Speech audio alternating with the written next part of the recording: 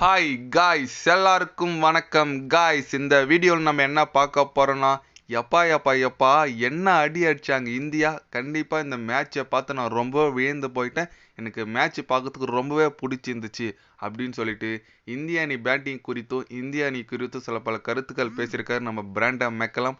முன்னாள் அதிரடி வீரர்னு சொல்லலாம். அப்புறம் இப்போ இங்கிலாந்து அணி கோச்சாக இருக்காரு.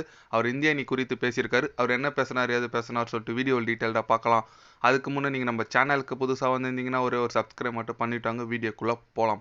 ஆமாங்க, இங்கிலாந்து வாசஸ் ஆஸ்திரேலியா இப்போ தான் ஓடிஐ சீரிஸ் நடந்து முடிஞ்சிச்சு. அதில் பார்த்தீங்கன்னா ஆஸ்திரேலியா அணி 3-2 சொல்லிட்டு தொடர வின் பண்ணிட்டாங்க. இந்த நிலையில் பார்த்தீங்கன்னா அந்த போட்டி முடிஞ்சு குறித்து பேசியிருந்த போது அப்போ ஒரு ப்ரெஸ் மீட் என்ன கேட்டாங்கன்னா, இந்திய அணி இந்த மாதிரி பேஸ்பால் கிரிக்கெட் விளையாடி இருக்காங்களா, அது குறித்து நீ என்ன நினைக்கிறீங்கன்னு சொல்லிட்டு கேட்ட கேள்விக்கு கண்டிப்பாக நான் மேட்ச் பார்த்தேன். எனக்கு ரொம்பவே ஆர்வமாக இருந்துச்சு மேட்ச் பார்க்க. கண்டிப்பாக இந்திய அணி ரொம்ப ஒரு சூப்பரான அணியாக விளையாடிட்டு வந்துட்டு இருக்காங்க. சுச்சுவேஷன் ஏற்ற மாதிரி பேட்டிங் போலிங் எல்லாமே கரெக்டாக பண்ணுறாங்க. கண்டிப்பாக இந்த போட்டி நான் ட்ரா செய்வாங்க தான் நினச்சேன். ஆனால் இதுலேயே ஒரு வெற்றி இருக்குது. இந்திய அணி கண்டுபிடிச்சிருக்காங்க. கண்டிப்பாக அவங்களோட பேட்டிங் ஆர்டர் ரொம்பவே வலுவாக இருக்குது.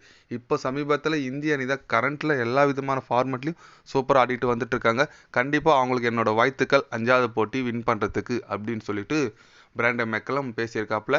ஆமாங்க, இந்திய அணி சொல்கிற மாதிரி என்ன அடி அடித்தாங்க. ஓப்பனிங் ரெக்கார்ட் மேல் ரெக்கார்டு இந்த போட்டியில் படிச்சிருக்காங்க. ஃபாஸ்ட்டு 50, ஃபாஸ்ட்டு 100, 150, 200, 250 சொல்லிட்டு ரெக்கார்ட் மேல் ரெக்கார்டு படிச்சிருக்காங்க நேற்று ஒரு நாளில்.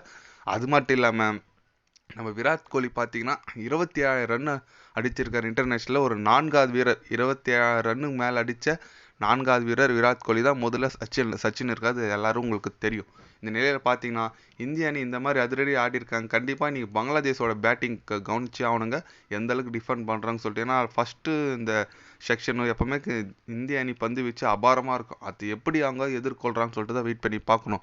அதிலே விக்கெட் லூஸ் பண்ணிட்டாங்கன்னா கண்டிப்பாக நம்ம அஸ்வின் ஜடேஜா 2 பேருமே சாப்பிட்ருவாங்கன்னு சொல்லலாம் பங்களாதேஷ் அணியை. பார்க்கலாம் வெயிட் பண்ணி. நீங்கள் சொல்லுங்கள், இந்திய அணி இன்னைக்கு ஜெயிக்குமா ஜெயிக்காதா, உங்களோட கருத்து என்னன்னு சொல்லிட்டு ஒரு கமெண்ட் பண்ணிட்டு போங்க. பிராண்டன் மெக்கலம் இந்திய அணி குறித்து இந்த மாதிரி சொல்லியிருக்காரு.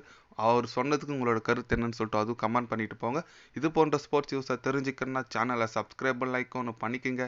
கண்டிப்பாக கிரிக்கெட் பற்றி day by day channel update வரும். மறக்காமல் சப்ஸ்கிரைப் மட்டும் கொஞ்சம் பண்ணி வச்சுக்கோங்க. நன்றி, வணக்கம்.